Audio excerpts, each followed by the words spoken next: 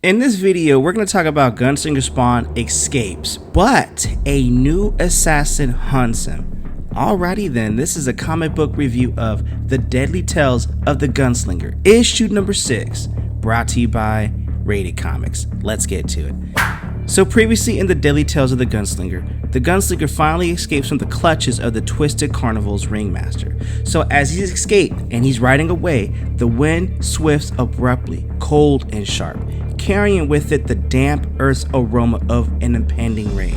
The desert silence deepens as a storm draws near.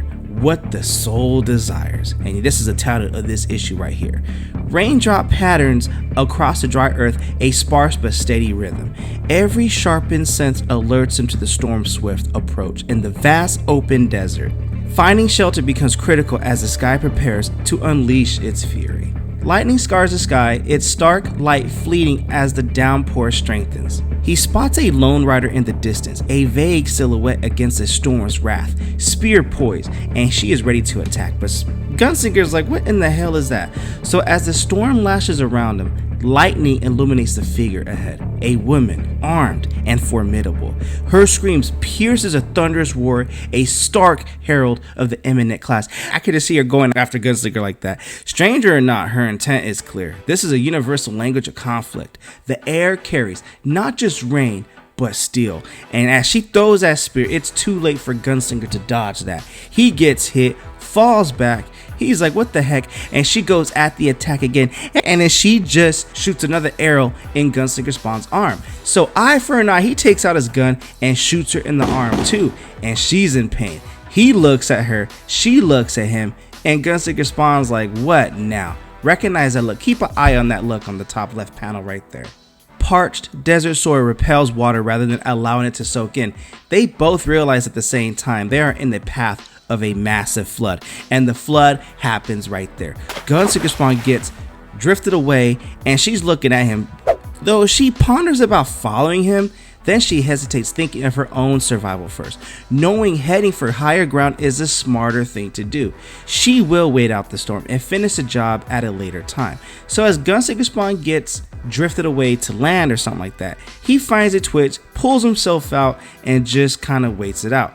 But Gunslinger puts together the pieces of this simple puzzle quickly and tends to his own needs. He's got that arm to heal up. Shelter from the storm, he finds it with that wagon. He pulls out the spear. It's painful. So Gunslinger Spawn assesses the situation and determines that surviving the rainstorm must come first before any formalities. Beaten and weary, Gunslinger knows rest is the only path to recovery as the storm rages on. He goes underneath the wagon. As sleep overtakes him, fragments of his past begin to stir, drawing him near to memories of the long buried Tobias. He goes back to memories of him as a kid. Captain Lane wakes him up and tells him, hey, you're in my care, and until you go back to Chicago with your relatives, you gotta work for your sustenance, boy. And Tobias like, okay, my bad for sleeping in. So Captain Lane tells Tobias in his flashback, go get some water for the cookhouse, then report to my quarters, okay? So after Tobias gets the water, his task is complete, and Captain Lane tells him secure the door, enter. Now, when my men rescued you from the clutches of the Comanche, the Indian tribe, you were quite entangled with them and you needed some guidance because you had some quarrel with them. And I'm gonna tell you a little story too, says Captain Lane. I too have borne the brunt of their cruelty, Tobias. I was a young lad like myself when I had the misfortune befell me with the tribe. So we ventured, family and I, into the land, into Kansas to claim the land that was ours. But we got caught by the tribe, and their numbers were vast, and they subjected us to beatings before gagging my parents and I, and securing us and tying our hands behind our backs.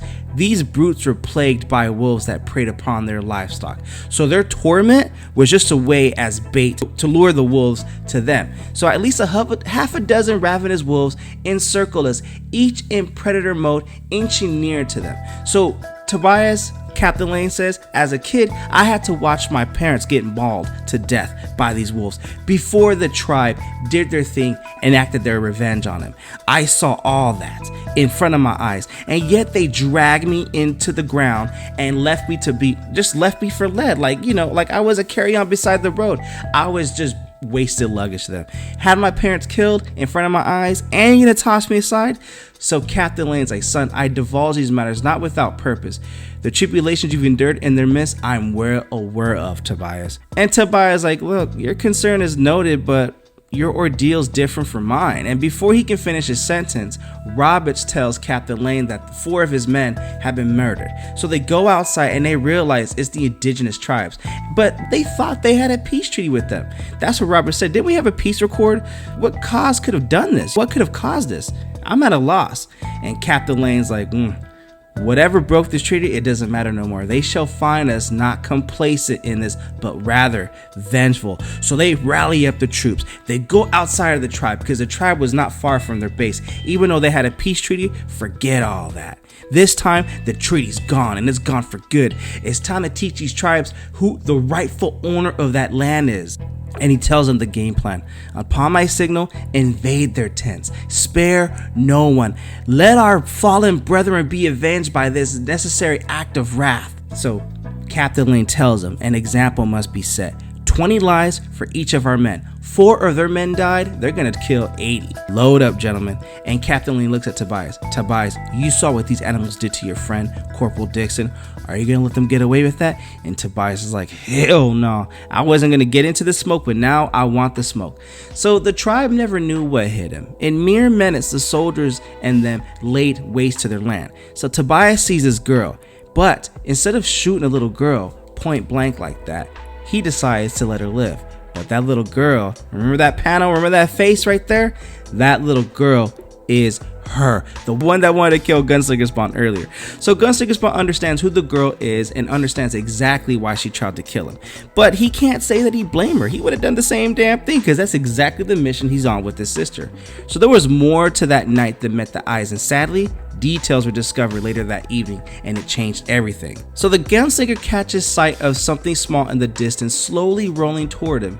Its form barely discernible, and Gunslinger Spawn's like, no, it can't be. His hat falls off. He picks up his hat. As he's about to pick up his hat, a voice off panel says, "Miss me?"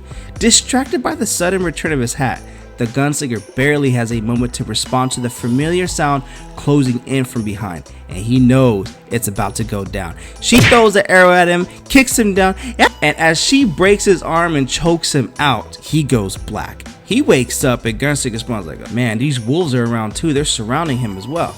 So the girl looks at him like, finally awake, huh? Good. I was gonna torture you before sending you to the land of the dead, but someone got to you before me. She takes out a gun and she tells him, look, I'm tired. I just want my life back. And this mysterious figure tells her, no, not this time. He's on his own now. We need this to play out. And Gunslinger Spawn looks at her like, I know who you are and what I did. I want you to know I am sorry. And she's like, I am not. And shoots Gunslinger Spawn right then and there.